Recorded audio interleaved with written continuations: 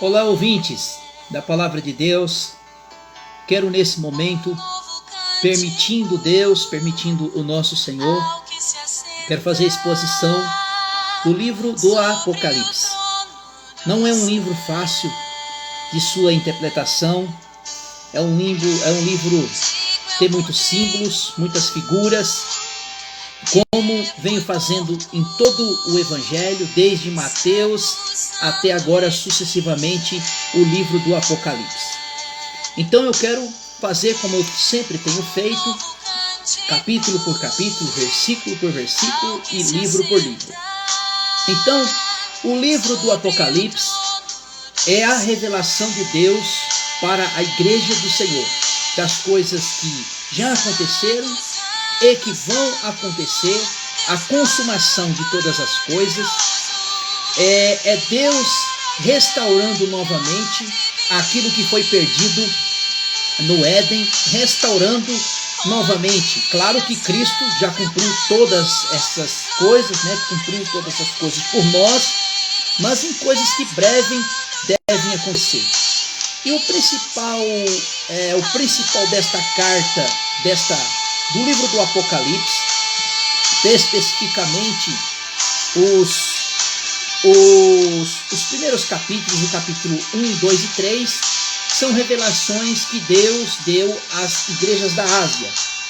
Claro que essas revelações, elas estão atualmente para nossos tempos atuais. Então, o versículo 1 diz assim: revelação de Jesus Cristo, que Ele deu para mostrar aos seus servos as coisas que em brevemente devem acontecer. Ele me enviou pelo seu anjo a notificar o seu servo João. Reparem uma coisa aqui. O termo, palavra Apocalipse, quer dizer revelação. Então, é o livro da revelação, o qual Deus deu para mostrar aos seus servos, quer dizer, nós como servos de Deus, para mostrar as coisas que em breve devem acontecer. Que testificou da palavra de Deus e do testemunho de Jesus Cristo de tudo que viu. Então aqui ele está falando, de João, que João foi testemunho de Cristo Jesus desde o seu chamado, quando chamou ele ali naquela pesca maravilhosa, conviveu com Cristo, compartilhou com Cristo todas as coisas, viu Cristo preso, viu Cristo crucificado, viu Cristo morto e viu Cristo ressurreto, viu Cristo glorificado, viu Cristo subindo aos céus. Então, João era a pessoa, tanto como os apóstolos também, então ele era a testemunha ocular a respeito de Jesus. O versículo 3 diz assim: bem-aventurado é aquele que, bem-aventurados que ouvem a palavra das profecias e guardam as coisas que nelas estão escritas, porque o tempo está próximo.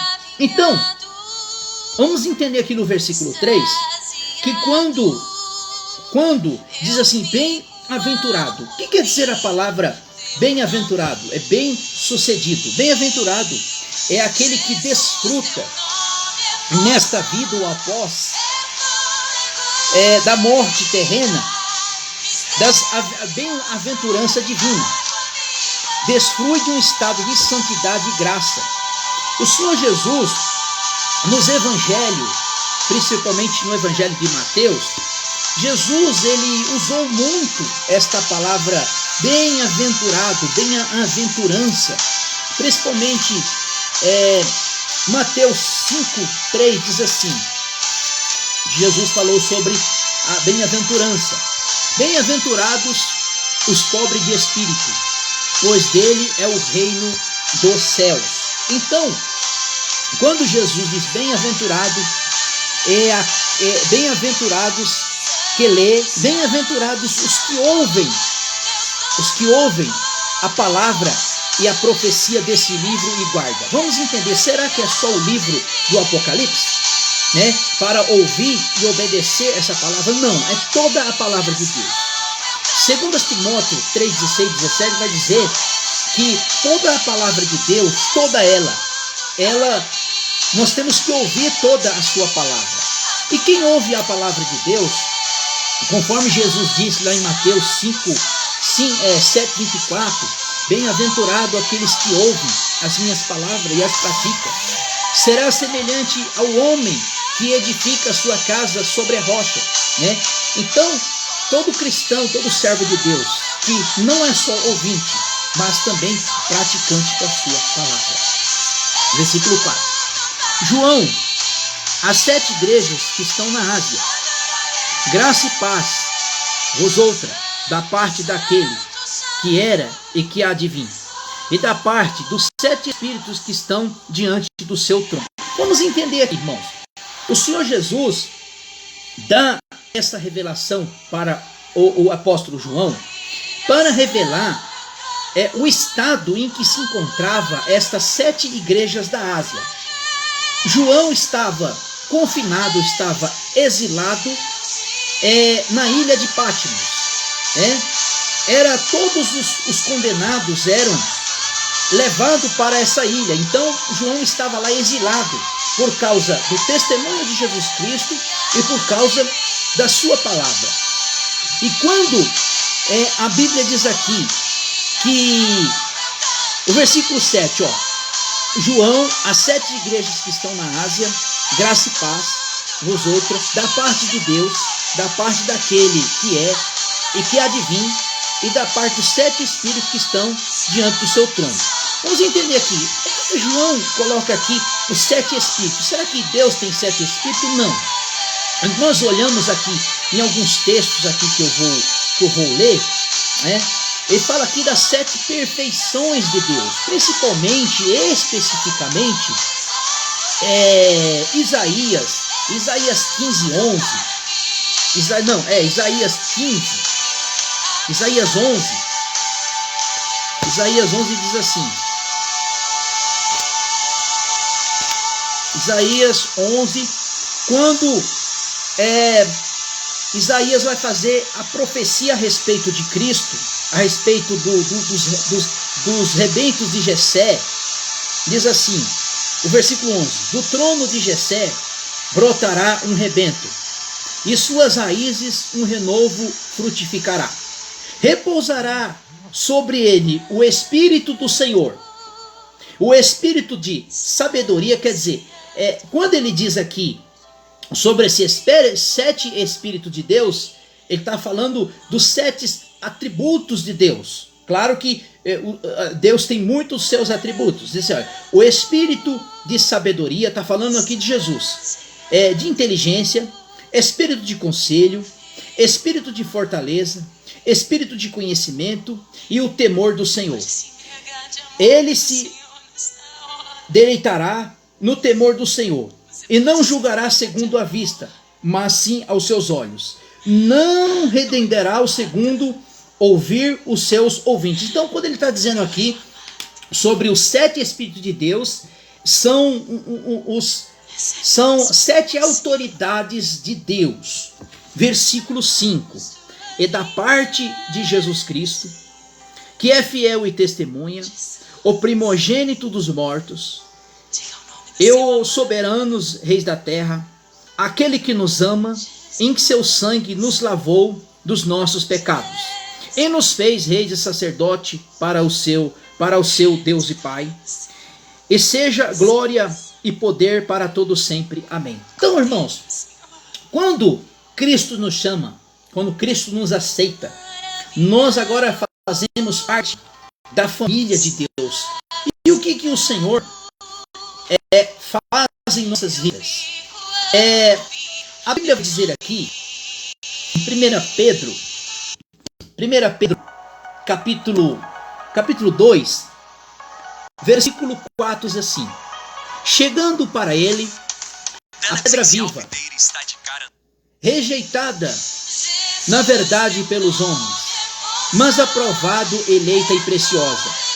Vós também, como pedras vivas, sois edificados, casa espiritual, para ser de sacerdócio santo, a fim de oferecer sacrifícios espirituais aceitáveis a Deus por Jesus Cristo. Então, quando Cristo nos chama, Ele nos faz reis e sacerdotes, né? Agora, nós prestamos cultos de louvores a Deus com espiritualmente.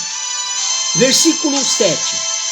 Veide, Ele vem com as nuvens, todo olho verá, até mesmo os que transpassaram. Todas as tribos da terra se lamentarão sobre ele. Não, quando ele diz assim que ele vem sobre as nuvens, ele está falando o dia do Senhor, a volta de Cristo.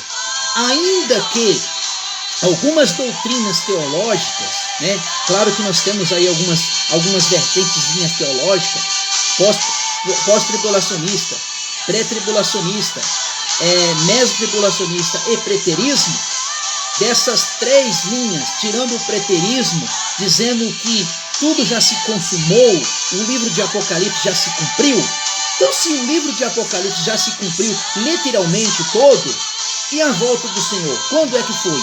Segundo eles dizem que Jesus voltou no ano 70, no reinado do imperador Nero, né? Na invasão de Jerusalém, no ano 70 DC. Mas, quando nós olhamos lá em Atos dos Apóstolos, capítulo 1, olha que coisa maravilhosa. Se Cristo já voltou, se tudo já se cumpriu, se Cristo, se João está dizendo aqui, que Cristo vai voltar, e ele vai vir sobre as nuvens do céu, aonde todo olho verá, todas as nações verão. Então, se Cristo já voltou, como isso já se cumpriu, né? Então, Atos dos Apóstolos, quando Jesus estava na sua ascensão, estava retirando na terra e voltando para da onde ele veio, diz assim, Atos dos Apóstolos, versículo 11, aqui tem uma profecia, os quais lhe disseram, varões galileus, por que você está olhando para o céu? E Jesus entre os mortos foi levado ao céu, adivinhe, assim como para o céu viste ir. Então, Jesus estava na sua ascensão, subindo aos céus, e os homens, vendo Jesus subir aos altos céus, subindo nas nuvens, e ele fala assim, homens galileus, por que vocês estão olhando para o céu? Da mesma forma que ele foi, ele voltará. Como diz, veide, ele vem com as nuvens, todo olho verá, até mesmo os que transpassaram todas as tribos da terra se lamentarão sobre ele, diz amém. Né? Eu tenho uma doutrina formada, eu sou pós-tribulacionista, eu creio que Jesus vai voltar depois da grande tribulação, mas isso não é a questão. Né? Então, como eu falei, tem várias visões teológicas. Pré-tribulacionista, ele crê que primeiro Jesus retira a igreja no arrebatamento secreto. O pós-tribulacionista, ele crê que a igreja passa pela grande tribulação. E o mesotribulacionista é aquele que crê que durante os 7 anos de grande tribulação, Cristo vem e arrebata a sua igreja na metade da grande tribulação. E tem, infelizmente, essa doutrina perdida que é chamado preterismo, diz que tudo já se cumpriu. Então vamos lá. Versículo 8. Eu sou o alfa e o ômega, o princípio e o fim, diz o Senhor, aquele que era e aquele que há de vir, o Todo-Poderoso. Né? Aqui fala do alfabeto grego, né? Que é o princípio do alfabeto grego. Alfa e ômega, princípio e fim. Então, Cristo, ele é o princípio de todas as coisas e é a consumação de todas as coisas. Então, tudo que se aponta é na pessoa gloriosa de Jesus. Versículo 9. Eu, João, irmão vosso, companheiro convosco na aflição e no reino e na perseverança em Jesus Cristo, estava eu na ilha de Pátimos por causa da palavra de Deus e do testemunho de Jesus Cristo. Então, como já falei, João estava exilado, estava lá sendo perseguido por causa de Cristo Jesus. Só que uma coisa interessante aqui, e ele estava na perseverança, na aflição, por causa do testemunho de Jesus, que ele testemunhava de Cristo, por causa da palavra de Deus. O que estava acontecendo aqui nessa época, meus irmãos? O que estava acontecendo aqui? Nessa época, havia adoração aos imperadores. Provavelmente tudo que se indica aqui era o imperador Nero. Então, as pessoas levavam-se adoração a Nero, né, aos imperadores. Versículo 10. Eu fui arrebatado em espírito no dia do Senhor, e ouvi detrás de mim uma voz com voz de trombeta, que dizia: o que vês? Escreve num livro, envia às 7 igrejas que estão na Ásia. Com as igrejas era essa: Éfeso, Esmirna, Pergamo, Tiatira, Sardes, Filadélfia e Laodiceia. Irmão, nós sabemos que essas cartas que João recebe, o Senhor estava pedindo para direcionar para essas igrejas. Nós sabemos que igreja é pessoas, né? O termo da palavra igreja no grego quer dizer eclésia, quer dizer eclesia, quer dizer assembleia, reunião entre os crentes. Claro que hoje nós temos várias denominações, várias instituições religiosas, mas não deixa de ser igreja. Igrejas são pessoas. Então, João, pela revelação do Senhor, estava direcionando estas cartas para as igrejas da Ásia, para os líderes daquelas congregações, direcionando para as igrejas ali da Ásia, para aqueles irmãos, para aquelas pessoas. Eu voltei para me ver o que falava comigo. Eu voltei. Os 7 candeeiros de ouro. O que é esses 7 candeeiros de ouro? Aqui, esses 7 candeeiros de ouro, ele representava aquelas 7 igrejas. E no meio dos 7 candeeiros, semelhante ao Filho do Homem. Quem é o Filho do Homem? Cristo Jesus. Visto com vestes talares, com cinto, e altura um cinto de ouro. E na sua cabeça, os seus cabelos eram brancos como a lã. O que quer dizer os cabelos brancos como a lã? Santidade. Como neve, e os seus olhos como chama de fogo. E os seus pés eram semelhante ao latão reluzente, como se refinado em uma fornalha, sua voz saía de muitas águas. Tinha ele na mão direita 7 estrelas. As 7 estrelas. E da sua boca saía a afiada espada de 2 gumes. E o seu rosto era como o sol, enquanto o resplandecente da sua força. E ouvi cair aos seus pés, e me pôs sobre mim a mão direita, que não temas, sou eu o primeiro e o único. Eu sou o que vivo, fui morto, mas estou vivo para todo sempre. Tenho a chave da morte e do inferno. Escreve as coisas que visto, que depois hão de acontecer. O ministério das 7 estrelas, que na minha mão direita, e no candeeiro de ouro, e as 7 estrelas são os anjos, e os 7 igrejas, e os 7 candeeiros são as 7 igrejas. Amém, meus irmãos? Se Deus nos permitir, a partir do capítulo 2, vamos falar destas 7 igrejas da Ásia, uma por uma, o que estava acontecendo entre eles, entre esses irmãos, as apostasias, enfim, fica para a próxima. Que Deus abençoe.